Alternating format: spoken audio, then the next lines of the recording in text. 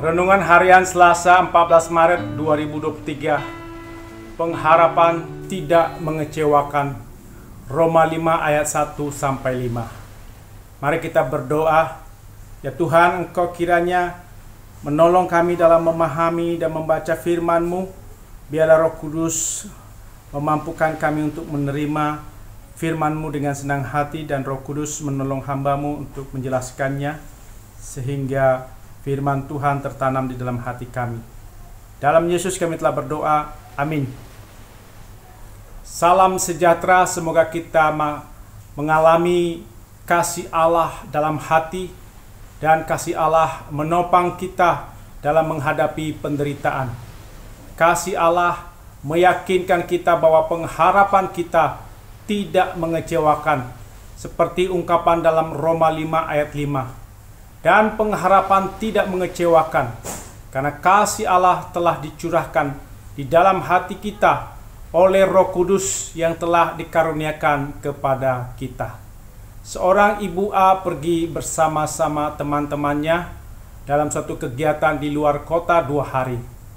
Ibu A sudah membayangkan kalau kembali ke rumah.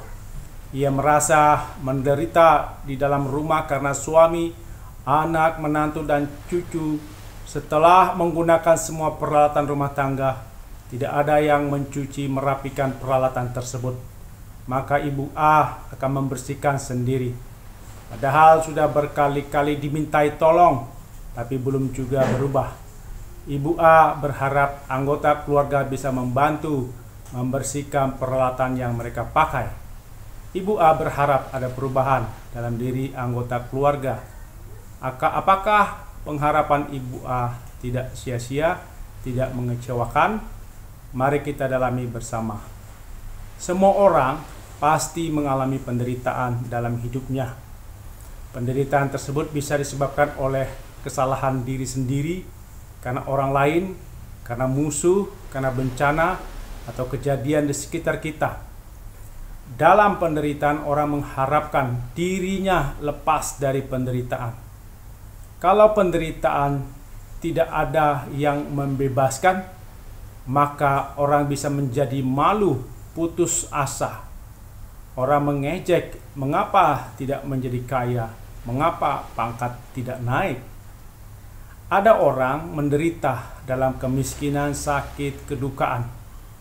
Maka dirinya atau orang lain berpikir, dia sedang dihukum Tuhan karena ada kesalahan tertentu. Dalam pengharapan penderitaan seperti ini, apakah pengharapan itu masih perlu ada? Atau pengharapan itu kosong, mengecewakan?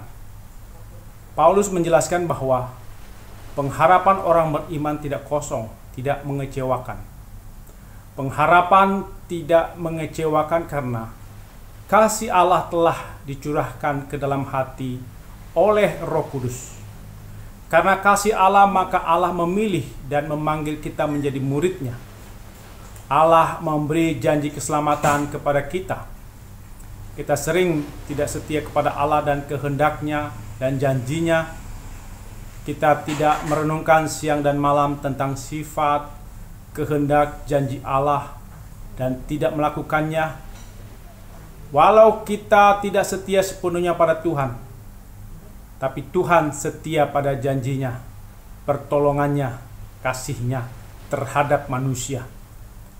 Allah mengasihi kita bukan karena kita sudah menjadi orang baik, berbuat amal. Kasih Allah telah dinyatakan saat kita masih lemah dan berdosa. Kasih Allah di dalam hati, bukan di pikiran. Hati adalah tempat perasaan, tempat emosi, sumber segala keinginan. Kita perlu berdoa agar Tuhan menguatkan dan meneguhkan kita oleh Roh-Nya di dalam hati kita, sehingga oleh iman kita Kristus diam di dalam hati, dan kita berakar di dalam kasih, dan memahami betapa lebarnya, panjangnya, tingginya, dan dalamnya kasih Kristus. Efesus 3 ayat 16-17. Orang Kristen mengalami kasih Allah di dalam hati melalui Roh Kudus, khususnya pada masa-masa sulit menderita. Kasih Allah dicurahkan terus-menerus, tidak pernah berhenti melalui pekerjaan Roh Kudus, sehingga kita merasakan kasih Allah dalam hati menjadi meluap. Kasih yang meluap itu memampukan kita untuk membagi kasih kepada orang lain, anak, cucu, suami, istri, teman persekutuan, teman kerja, bahkan kepada musuh. Pengalaman akan kasih Allah yang senantiasa hadir ini akan menopang kita dalam penderitaan. Kita bisa bermegah dalam penderitaan. Roma 5 ayat 3. Bermegah dalam penderitaan berarti kita menghadapi penderitaan dengan terang Tuhan, dengan mengalami kasih Tuhan, dalam persekutuan yang akrab dengan Tuhan. Kita menghadapi penderitaan bukan sendirian. Ada kuasa Tuhan, kasih Tuhan beserta kita dalam menghadapi penderitaan.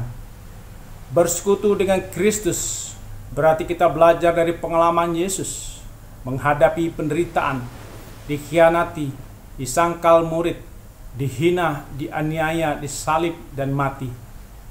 Ketika kita menghadapi penderitaan seperti Ibu A, menderita karena miskin, sakit, gagal, lemah, dihina, disingkirkan, maka kita bermegah dalam persekutuan dengan Kristus untuk menghadapi penderitaan. Bermegah artinya bersama Yesus kita mampu menghadapi penderitaan, sebab kita tidak sendirian. Penderitaan itu membuat kita makin dekat dengan Yesus, karena kita tidak kuat menghadapi sendirian. Dalam penderitaan itu kita makin bertekun, makin berdoa, memuji Tuhan, merenungkan sifat, kehendak, janji, kasih Tuhan, sehingga kuasa Tuhan membuat kita makin tekun, tabah menjalani penderitaan, kedukaan, kegagalan, kesulitan hidup. Ketika kita tekun, tabah menghadapi penderitaan, kita tidak bersungut-sungut menyalahkan Tuhan, seperti pengalaman Ayub ketika anaknya meninggal, hartanya hilang. Ayub tidak menyalahkan Tuhan, tapi ia mengimani Tuhan yang memberi, Tuhan yang mengambil, terpujilah nama Tuhan. Ayub 1 ayat 21. Dengan sikapnya seperti itu dalam menghadapi penderitaan, maka Ayub tidak berbuat dosa dan tidak menuduh Allah berbuat yang kurang patut. Ayub 1 ayat 22. Ayub memberi contoh menghadapi penderitaan dengan terang Tuhan. Paulus juga menjelaskan kepada kita agar melihat terang dari pengalaman Kristus. Penderitaan dihadapi bersama Yesus akan menimbulkan ketabahan. Ketabahan yang dari Tuhan membuat orang setia mencari Tuhan dan kehendaknya dalam derita. Walau ada orang membenci kita, maka kita tetap merenungkan kehendak dan kasih Tuhan, maka kita akan bertahan sampai keselamatan diberikan Tuhan. Markus 13 ayat 13. Bukan sakit hati dan pembalasan yang kita renungkan. Mengapa kita bisa tekun dalam penderitaan? Karena Allah tidak akan meninggalkan kita sendirian. Allah memberi kekuatan untuk bertahan. Ketekunan dari Tuhan membuat kita tahan uji. Hasil dari tahan uji adalah iman yang murni dalam persekutuan dengan Kristus. Sikap menaruh percaya dan berserah pada Yesus. Orang yang tahan uji, maka pengharapan pada Yesus tidak sia-sia, tidak kosong, tidak mengecewakan. Pengharapan dalam kasih Allah tidak akan menyesatkan kita, tidak membuat kita jauh dari Tuhan. Pengharapan yang tidak mengecewakan, karena Tuhan perlindungan yang tentram. Tuhan memberi hati yang kuat dan tenang. Tuhan adalah sumber pengharapan, seperti ungkapan dalam KJ 30a ayat 2.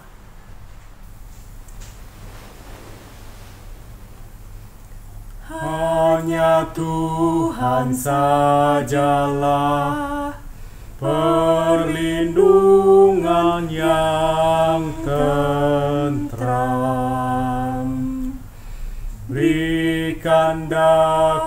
yang lemah, hatiku kuat dan tenang.